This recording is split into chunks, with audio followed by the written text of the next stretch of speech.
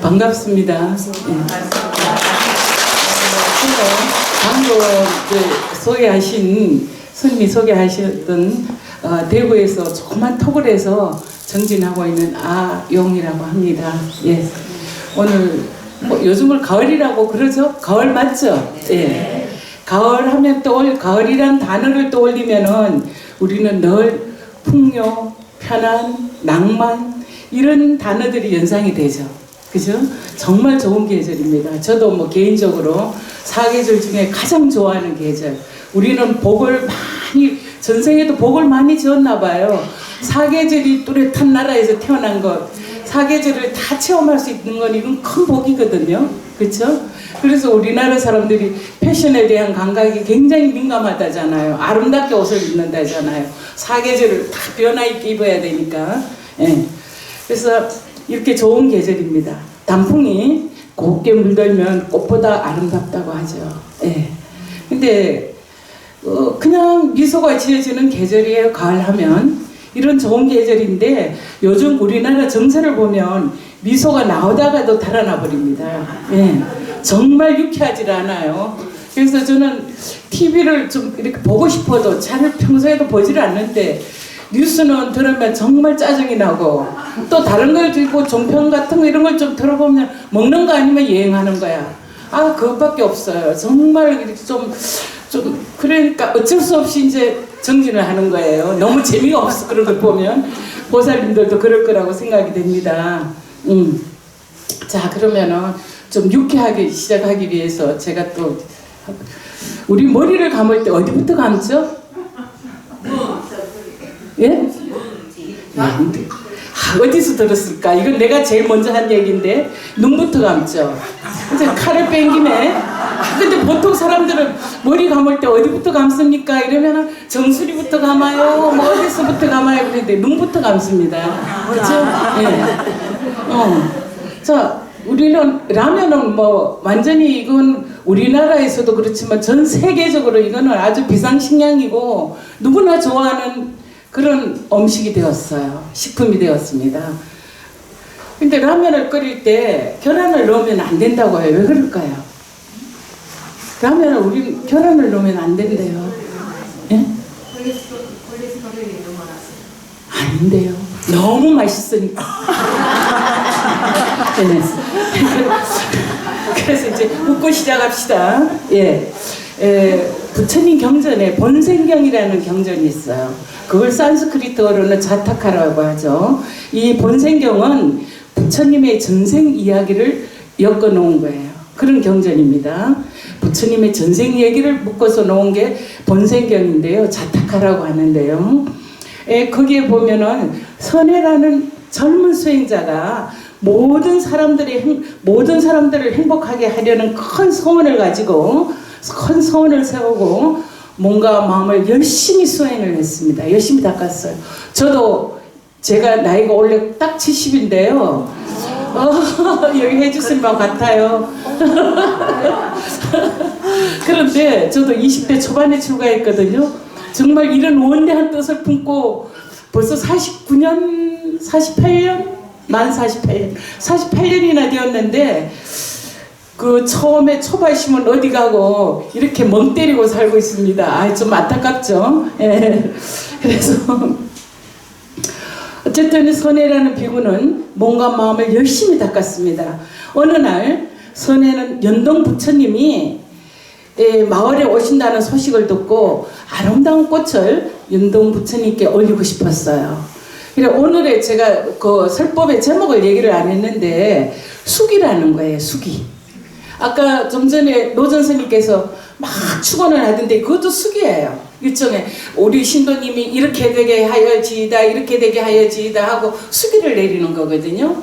숙이가 얼마나 중요하고 거기 얼마나 소중한 것인지를 제가 오늘 이제 본문을 통해서 알려드리려고 합니다. 예.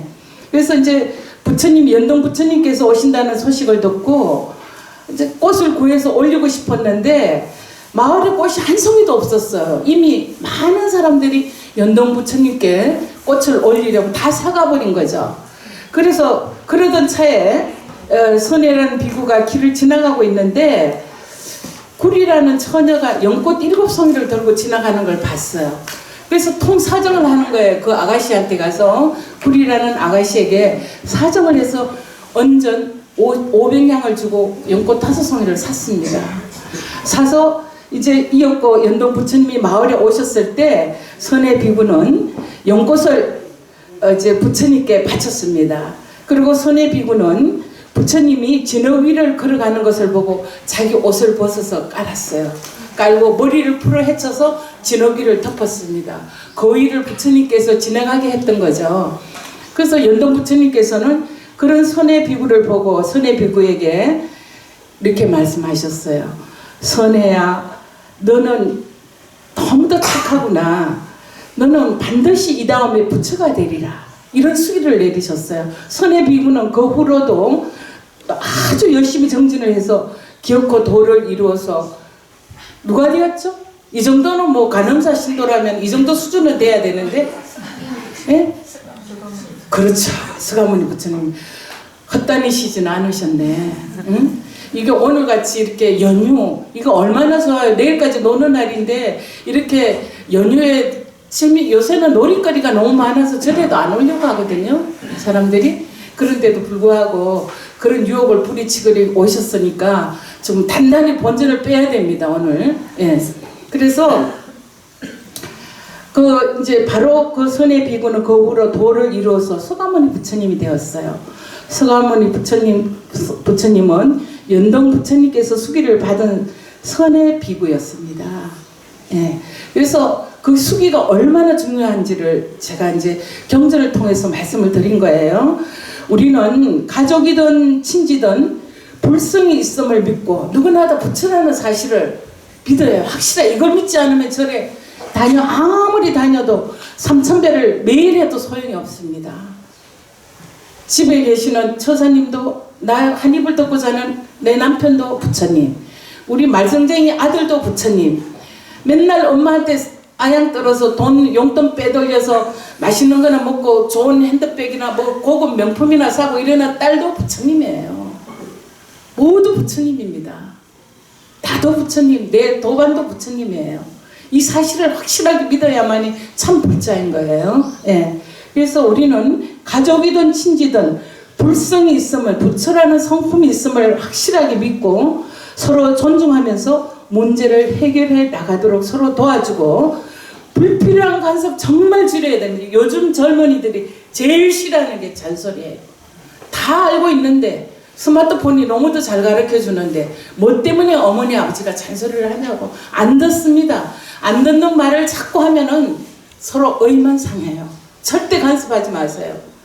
우리 아들은 잘 될 것이다, 우리 딸은 잘 될 것이다 확신을 하고 믿고 그냥 두세요.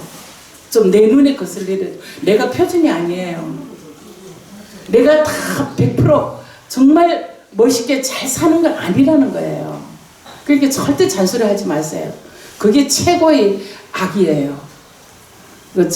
특히 자녀들한테는, 젊은이들한테는. 저도 굉장히 조심하는데도 제가 나이가 많잖아요. 그러니까 싫어합니다. 제가 내원사 주지를 살면서, 주지 사는 지가 이제 1년 반 정도 됐는데, 내 소임 내놓은 지가 뭐 자기들하고 별로 나이 차이도, 요즘 스님들은 워낙 출가를 늦게 하니까 저는 비교적 일찍 한 편이죠. 20대 초반에 했거든요. 그런데도 자기들도 50대인데 60대인 나한테 굉장히 저를 꼰대 취급을 하는 거예요. 말 좀 하면 말을 좀 길게 하잖아요. 주지다 보니까 이렇게 좀 이렇게 하면은 막 듣기 싫어서 화장실을 가고 아침마다 종무회의를 하는데 화장실 가고 막 다른 데 쳐다보고 막 눈을 서로 교모하고 총무하고 제모하고 끄덕끄덕거리면서 왜 이렇게 길게 하나 이 말이에요. 막 그럴 때는 자존심이 상하는데 중간에 말을 끊을 수도 없고 억지로 참고 하고 조심스럽게 살았어요. 4년을. 정말 그것도 큰 스트레스더라고요. 그러니까 아예 하지 마세요.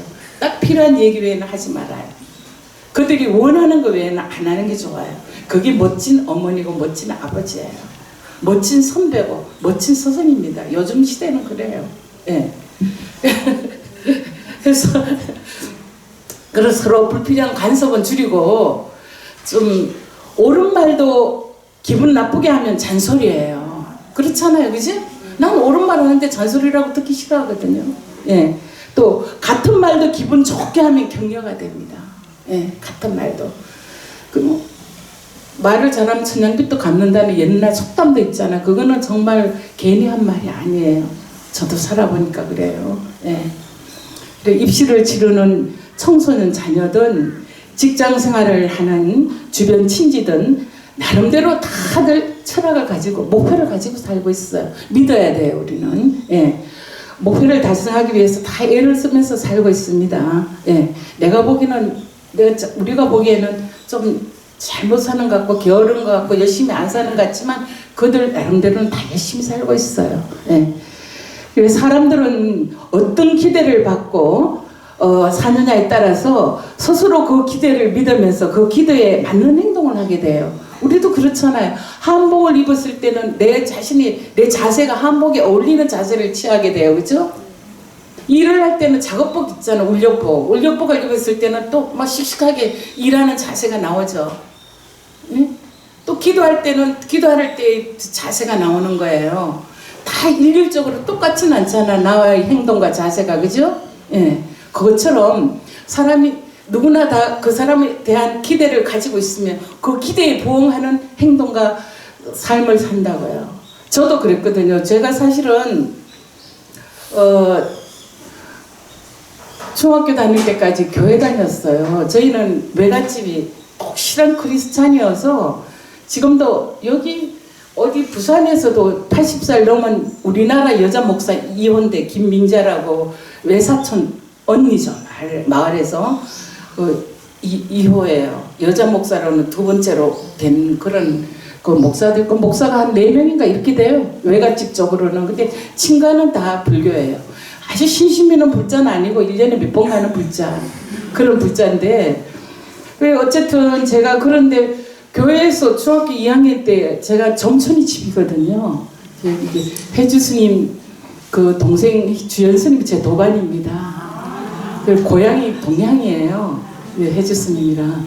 또 뭐 그렇다고 해주 스님하고 제가 막 이렇게 서로 뭐 왔다 갔다 하고 내왕을 하고 이렇게 살은 적은 없습니다. 그냥 주연 스님 때문에, 영관 스님 때문에 제가 여기 이제 영관 스님을 어려서부터 김용사 봉암사에 많이 계셔서 여기서 입적하신 영관 스님을 제가 고등학교 다닐 때부터 아는 분이었어요.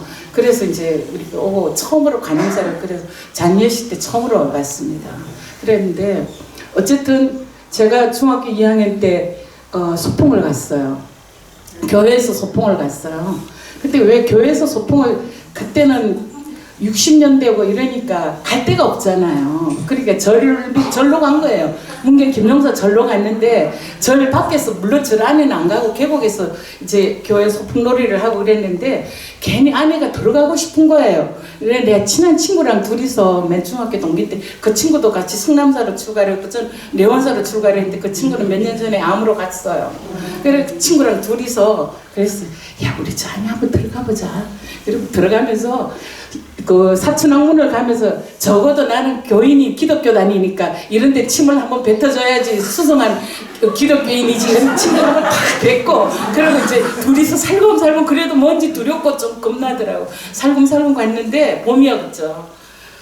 그 어떤 정각의 툇마루에 호랑이 같이 생긴 어떤 스님이 성복도 까만색이에요. 뭐 무명 옷을 좀 진하게 거의 까만 물에 가깝도록 진한 성복을 입으시고 이렇게 툇마루에 앉아 계시다가 우리 둘이 보탕앞을 그쪽을 도량을 지나가는데 성큼성큼 내려오시더라고. 왠지 그 인상이 너무도 무서웠어요. 꼭 제가 보기에는 호랑이 범상이었어요. 성큼성큼 키도 크시고 아주 장대한 분이 성큼성큼 내려오시더니 저벅저벅 오는 아무래도 우리 뒤를 따라오시는 것 같아서 겁이 나가지고 뛰어갈 수는 없고 그래도 체면상 어른 앞에서 스님 앞에서 그래서 빠른 걸음으로 막 지나가는데 어디 제 어깨를 탁 잡더니 이놈은 중이네 이러시는 거예요. 성적한 스님이셨어요. 나는 그게 막 너무 그래서 며칠을 제가 잠을 못 잤습니다. 이게 뭐 무슨 날벼락이냐고요. 난 교회 열심히 다니고 내가 새벽 기도까지 가는 그런 신자였는데 어려서도 이모 따라서 맨날 새벽 기도를 가고 그랬어요. 그래서 내가 막 고민을 하다가 그래도 뭐 어릴 때니까 며칠 지나고 잊어버렸거든요. 잊어버렸는데 제가 고등학교 가서 불교 학생회를 들어갔어요. 그때부터 이제 열심히 봉암사, 김용사, 대성사 그 주변에는 선방들이 많았습니다. 그래서 제가 지금도 그런 큰 스님들의 그런 영향으로 제가 뭐 학교에서 뭐 선생도 한 25년을 했어요. 능인고등학교에서 선생도 하고 뭐 주지도 살고 이렇게 했지만 그래도 전 덜 관화선을 해야 된다는 생각이 확 박혀 있는 거예요. 어려서 이제 그 선방 스님들을 많이 배웠기 때문에. 그래서 제가 이제 그런 스님들을 뵙고 누가 저보고 뭐 출가하라는 말은 아무도 안 했지만 스님들이 너무 살아가시는 모습이 그 어렸을 때 너무 멋있었어요.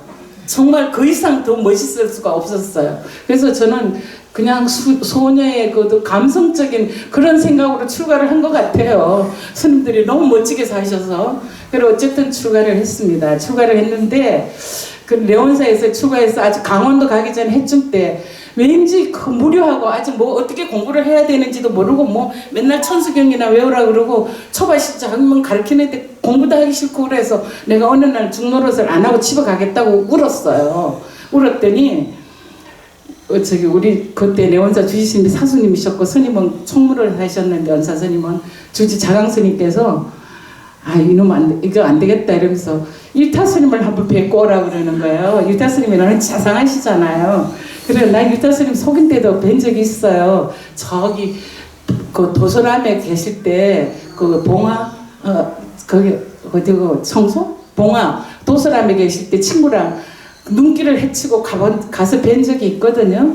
그래서 일타스님을 뵙고 오라 가서 좋은 말씀도 좀 듣고 그렇게 오라고 저를 보냈어요. 근데 일타스님한테 보다도 백년암을 먼저 갔습니다. 백년암을 먼저 가서 갔더니 큰 스님께서 그때는 요즘은 없어졌는데 조그만 못이 있었어요. 바로 큰 방 앞에 조그만 못이 있었는데 그 못에 여름인데도 누비옷을 입으시고 가슴은 이렇게 고름도 안 베고 풀어헤치셨더라고요. 더우시니까 그런지. 그런 러닝셔츠만 입으셨어요. 그런 모습으로 덩침을 쥐고 이렇게 포행을 하시더라고요. 옷을 이래 도시면서. 그리고 제가 다짜고짜 가자마자 막 울면서 스님께서 저는 중대하고 싶지도 않았는데 중대라고 해서 제가 중대했습니다. 물려내세요. 물려내세요. 경상도 사투리로. 제가 막 그랬어요. 그랬더니 놀라가지고 들어오이라 그러시는데 제가 전 갈래요 이러놓고 질질 울다가 그냥 내려왔던 적이 있거든요. 참 그런 저에게는 지금 생각하니까 내 생에 내가 가장 잘한 거는 스님이 된 거예요. 이제 철이 들고 되니까. 그런데 그게 바로 큰 스님이 저에게 출가하라는 숙이었던 거죠. 이놈은 중이다. 왜 전 난생 처음 본 저를 보고 여학생을 보고 그랬을까요? 그죠? 저는 그게 지금 생각해도 너무 신기한 거예요. 내가 아마 전생에도 중이었고 이 생에도 중이지만 내 생에도 저는 출가할 거예요. 네. 그래서 어쨌든 이게 이제 바로 숙인 거예요. 그럼 자기도 모르게 그쪽을 향해서 가게 되는 거죠. 그게 중요해요. 그게 이제 뭐 격려라고 말해도 되지만 불교식으로 말하면 숙입니다. 예. 그래서 이거를 이제 전문 용어로는 그 기대를 믿으면은 스스로 기대를 믿으면 기대에 그 맞는 행동을 하게 되거든요. 이거를 자기 충족 예언이라고 해요. 자기 충족 예언. 예언을 듣고 자기가 그것을 향해서 가는 걸 말해요. 예. 그래서 이를 가능하게 하는 것이 불교식으로 숙이라는 거죠. 자기 충족 예언이. 네. 사람은 주변 사람들이 자신을 어떻게 봐주느냐에 따라서 행동을 달리하게 됩니다. 저도 그러더라고요. 평교사일 때는 씩씩하게 학생들하고 막 가르치고 말 안 들으면 남학생 엉덩이도 막 차고 그랬어요. 제가 고등학생이 얼마나 큽니까? 그런데도 뭐 스님이 엉덩이 차는 거는 재밌게 생각해. 좀 세게 차주세요. 스님 힘이 너무 없습니다. 이러고 막 내가 장난도 치고 막 이렇게 했는데 또 막상 교장이 되니까 교장실에서 근엄하게 앉아가지고 아주 막 점자를 떨고 있더라고 제가. 예, 그것처럼 이제 이렇게 되는 거죠. 그러니까 사람들은 누구나 다 그 사람을 향해서 기대하는 것에 부응을 하게 된다는 걸 우리는 알아야 돼요. 부처님께서도 그런 식으로 많은 제자들을 제접했어요. 예. 그래서 예화를 한번 들면은 피카소라는 사람은 뭐 하는 사람이죠? 파블로 피카소. 예? 화가죠. 화가죠. 피카소는 어느 나라 사람일까요? 사람들은 되게 프랑스에 오래 살아서 프랑스 사람인 줄 아는데 스페인 사람이에요. 스페인, 우리나라로 말하면 해남 정도 되는 말라가라는 그 바다 끝 조그만 시골에서 태어났거든요. 태어났는데 아버지가 미술학교 선생님이셨어요. 이게 교수죠. 미술 전문학교. 그러셨는데 말라가는 태어나서 어려서 8살 때, 5살 때부터 그림을 그리는데 아버지를 깜짝깜짝 놀라게 한 거예요. 8살 때 그린 그림이 비둘기를 던 소년인가? 그걸 보고 아버지는 붓을 놨어요. 아, 나는 화가가 아니다. 그때부터. 그래, 화가니까 아버지가 동네 사람들이 그 피카소의 아버지에게 그림을 그려달라고 부탁을 하면 아, 나는 화가가 아닙니다. 우리 아들 파블로 피카소가 화가라고 이렇게 말했다 그래요. 그 피카소가 아주 어렸을 때도. 그리고 15살 때 가난하고 찢어지게 가난한 집이었지만 그 말라가라는 마드라스라는 수도로 왕립미술학교로 유학을 보내는 거예요. 15살 때부터. 그래서 피카소는 어렸을 때 어머니가 피카소를 보고 파블로 피카소야, 나는 네가 커서 군인이 되었으면 좋겠다. 그랬을 때 피카소는 장군을 생각했다고 합니다. 그리고 어머니가 피카소가 어렸을 때 피카소야, 나는 네가 자라서 정치인이 되었으면 좋겠다 했을 때 대통령을 떠올렸다 그래요. 그리고 또 어머니가 파블로 피카소야, 나는 네가 자라서 화가가 되었으면 좋겠다 했을 때 파블로 피카소를 연상을 했대. 떠올렸다 그래요. 많은 그 옛날에 많은 화가들이 있지만 그 유명한 화가들이 다 생전에는 정말 지극히 가난하고 지극히 어렵게 살았습니다.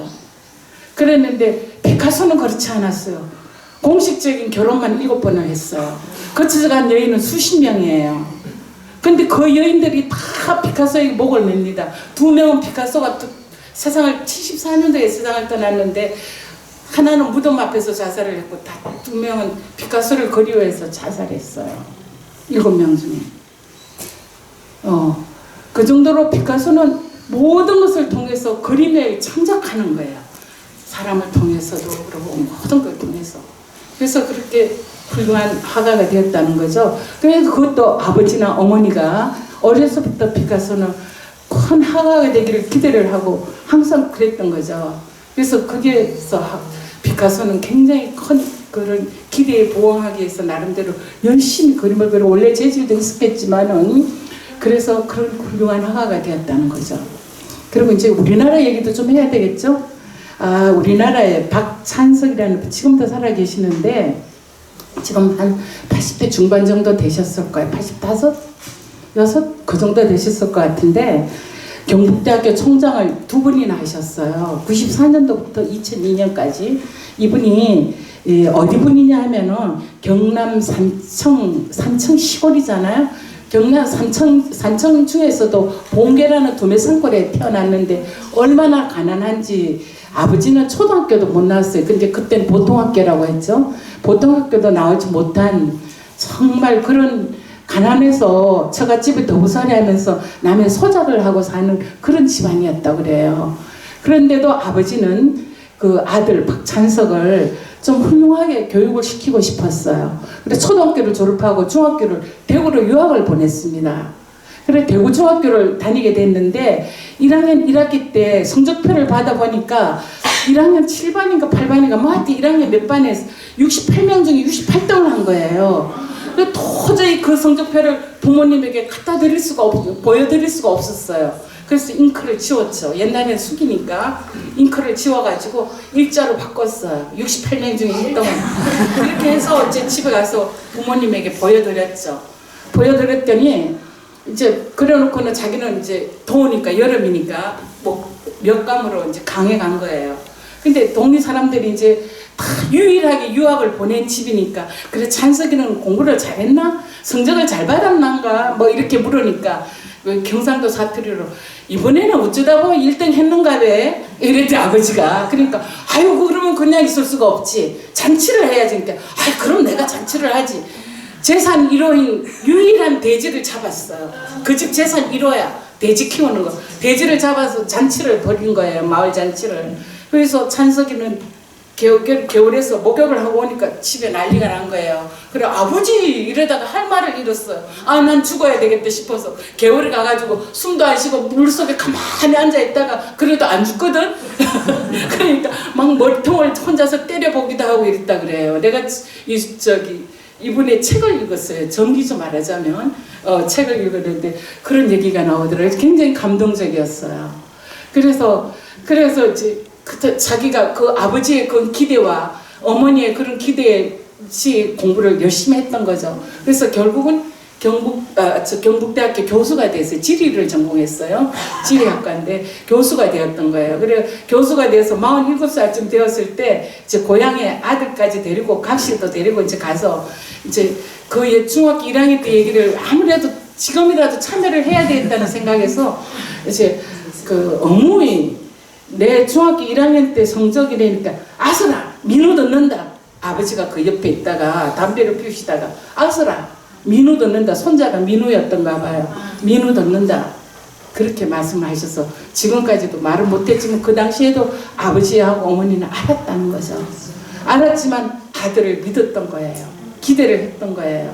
우리 아들은 분명히 훌륭하게 될 것이다라는 걸 수기를 했던 거죠. 그래서 그 총장님이 노무현 대통령 때는 비례대표로 고향이 뭐 비슷해서 그런가 하여튼 국회의원도 하고 그랬어요.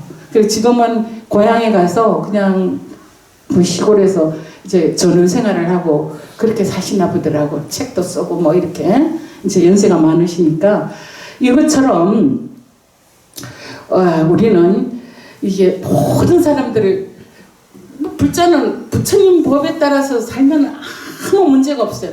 전에 와서는 되게 기도도 열심히 하고 절도 하고 막 이러는데 매 삶을 일상생활을 하는 거 보면 전혀 불자답지 않게 살더라고요. 전혀 불자답지 않게. 그건 무슨 말이냐면 너무 자기중심적이고 너무 욕심이 많아. 너무 욕심. 제가 굉장히 그 어떤 큰 스님의 법문을 듣고 내가 감동을 받았던 게 큰 스님이 이런 비유를 하시더라고요. 지금 보살님들은 법당 안에 계시잖아요. 그치? 법당 안에 계시죠? 네. 저 밖에 계시는 분은 법당 밖에 계신다고 하죠. 그죠? 안과 밖에 나누어져 있죠. 지금 분명히. 이 벽을 허물어 버리면 안과 밖에 있습니까? 없습니까? 없죠. 나를 내려놓으면 허물어 버리면 남편과 내가 하나예요. 자식과 나도 하나예요. 이걸 바로 부처님은 우리에게 알려드리려고 고정형하게 45년을 설하신 거예요. 예. 근데 그거 자꾸 너와 나를 분별하고 자식과 나를 분별하고 이런 식으로 하니까 문제가 생기는 거죠. 예. 그래서 이 가을에 우리가 주변을 둘러보며 삭막한 사회상에 우리의 삶이 반전이 있기를 저는 진짜 기도드립니다. 예, 예. 그리고 불자는 그저 다른 게 없어요. 부처님 말씀대로만 살면 됩니다. 왜냐하면 부처님의 가르침은 모든 이들이 추구하는 이상적인 가르침이에요. 전에 고 큰 스님이 그런 말씀을 하셔서 저는 어려서 정말 지금은 다 80대 뭐 이렇게 되신 분들인데 이제 그 당시에는 그 스님들이 고등학교 다니고 이럴 때는 다 30대 막 20대 후반 막 이런 스님들이셨거든요. 그래서 저는 그 당시에는 제가 막 고등학교 다닐 때도 저 10대 후반이잖아요. 아, 저 스님들은 나하고 나이 차이가 한 20년씩 나는 줄 알았더니 영관 스님, 수경 스님 이런 분들도 제가 고등학교 2, 3학년 때 알았던 분들인데 보니까 4살 차이밖에 안 나는 거예요. 근데 왜 그렇게 어른스럽고 나이가 들어 보였을까요? 하여튼 그래서 가장 모든 그 이상적인 가르침이었다는 거죠. 그래서 저는 그래도 내가 전생에 잘못 살지는 않았나 보다 이렇게 출가를 하고 출가에서도 큰 스님들을 많이 어려서부터 출가하기 전부터 그래서 내가 발심을 해서 출가하게 되고 그리고 고 스님이 이런 말씀을 하셨어요. 고근 스님도 제가 뭐 어려서부터 아는 스님이시지만 그런 말씀을 해요.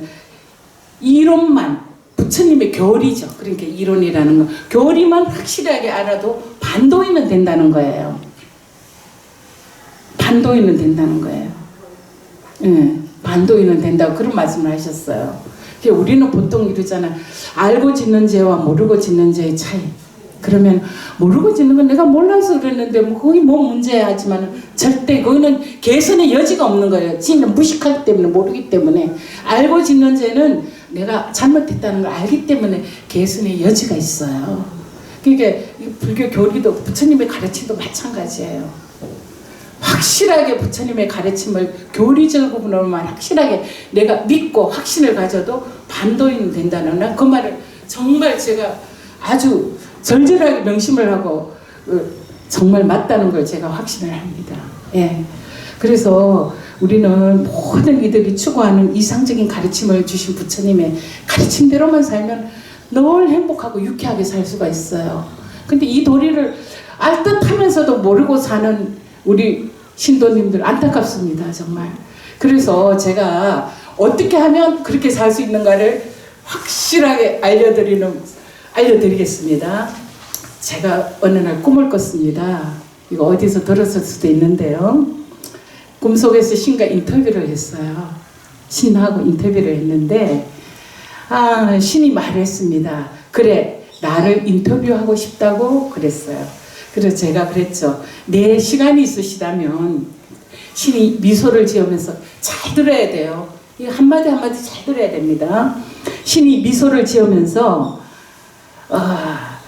나의 시간은 영원하다. 내게는 충분한 시간이 있다. 무슨 질문을 마음속에 품고 있는가? 라고 하셨습니다. 내가 물었습니다. 인간에게, 보통 인간, 저를 위시해서 인간에게 가장 놀라운 점이 무엇인가요? 하고 신께 물었어요. 제가 인간에게 가장 놀라운 점이 뭔가요? 신이 봤을 때 가장 놀라운 점이 뭔가요? 하고 물었습니다. 그랬더니 신이 대답했어요. 어린 시절이 지루하다고 어른이 되는 것, 빨리 어른이 되는 것. 그 다음에 어른이 되고 나서 다시 어린 시절로 되돌아가기를 바라는 것. 그 다음에 돈을 벌기 위해서 건강을 다 잃어버리는 것. 예. 그리고 건강을 되찾기 위해서 돈을 다 잃는 것. 저도 요즘 열심히 병원에 돈 갖다 주고 있습니다. 내가 그래 병원 하는 분들 보면 제가 의사 선생님 좀 잘 살게 해드리려고 무척 노력하고 있습니다. 막 이러죠. 농담으로. 예. 그래 건강을 잃어버리는 것. 그리고 건강을 찾기 위해서 돈을 다 잃는 것. 미래를 염려하느라고 현재를 놓쳐버리는 것. 그리하여 결국은 현재에도 미래에도 잘 살지 못하는 것.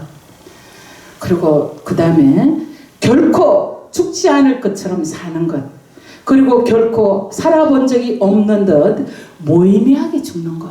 자, 그럼 내가 여기서 신이 다시 나의 손을 잡았습니다. 우리는 잠시 침묵에 잠겼어요. 그런 다음에 내가 겸허하게 말했습니다. 시간을 내어주셔서 감사합니다. 당신의 자식들에게 그밖에 하실 말씀이 있으신가요? 신이 미소를 지으면서 말씀하셨습니다. 내가 이곳에 있음을 기억하기를 언제나 모든 방식으로. 자, 그럼 신은 누구일까요? 신은 누구일까요? 이거 맞춤 나오면 선물 드릴 건데. 그래, 나 자신이 수준 있다. 다른 데서는 이런 법문하면 아무도 몰라요. 신은 부처님 막 이러는데 간음사 역시 수준이 있습니다. 회주스님 너무 훌륭하십니다. 감사합니다. 정말 훌륭하십니다. 네. 바로 신은 나예요. 자, 그러면 과거의 미래는 언제일까요? 과거의 미래. 현재죠. 그죠? 그럼 미래의 과거는 현재죠. 그러니까 우리의 삶에서는 현재밖에 없어요. 근데 우리는 지나간 과거를 회상하면서 이러고 저러고 뭐 과거에는 어쨌는지 그리고 아직 오지 않은 미래를 너무 염려해요. 현재만 충실하면 과거, 현재, 미래를 다 멋있게 잘 살 수 있어. 행복하게 살 수 있는 거예요. 술 먹는 사람들이 뭐라 그래요? 영원히 검주하겠다 그러죠? 그거 절대 검주 못합니다. 오늘만 마시지 않겠다. 내일 가서 또 오늘만 난 술 안 마셔야지. 이러면 영원히 검조하는 거예요. 우리 삶도 마찬가지입니다. 예. 과거의 미래는 현재예요. 예. 미래의 과거는 현재입니다. 우리 삶에는 현재밖에 없어요. 저는 그것도 내가 추구하려고 그랬는지 현재를 되게 이 순간을 중요시하면서 살았어요. 제 좌우명이 까르페 디엠이에요. 라틴어로 현재를 잡아라. 예. 어렸을 때 맨날 까르페 디엠 막 영어로 막 써가지고 막 잘난 척하고 책상 앞에 딱 붙여놓고 이랬던 적이 있거든요. 근데 출가하니까 바로 부처님의 가르침은 이 순간을 중요시 여기는 가르침이었어요. 이 중간에 최선을 다해야 돼요. 그러면 영원히 행복할 수 있습니다. 오늘 설법은 이걸로 마치겠습니다. 작가의 지성력도